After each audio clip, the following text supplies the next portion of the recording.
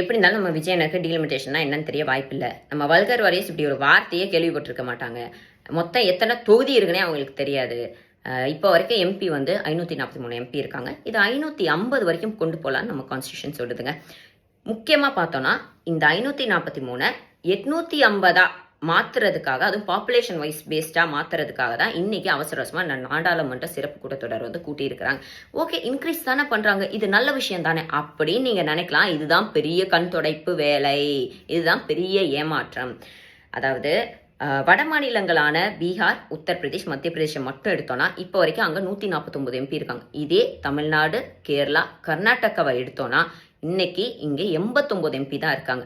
Ratio wise பார்த்தோன்னா இங்கே ஒரு எம்பினா அங்கே 1.41 எம்பி, அதாவது 1.5 எம்பி சதவீதம் இருக்கிறாங்க.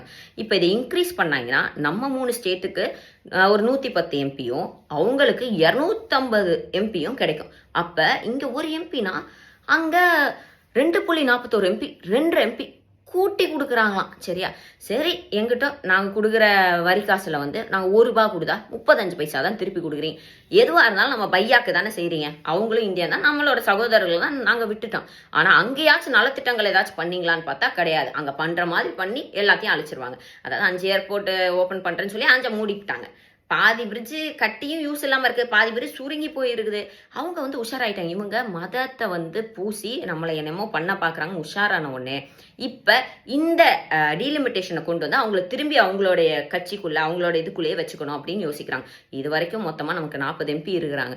40 எம்பியில் ஒருத்தர் கூட பாஜக கிடையாது. அப்பயும் நம்ம வந்து மோடிஜியை வந்து பிரைம் மினிஸ்டராக ஏற்றுக்கிட்டு உட்காந்துருக்கோம். இன்னைக்கு இந்த வாய்ஸ், அதாவது ரைட் டு வாய்ஸ்ன்னு இருக்குல்ல, அதை கூட பறிக்கிறதுக்கு பார்க்குறாங்க.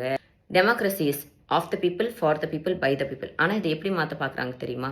Democracy is of BJP, for BJP, by BJP அப்படின்னு மாற்ற ட்ரை பண்ணுறாங்க.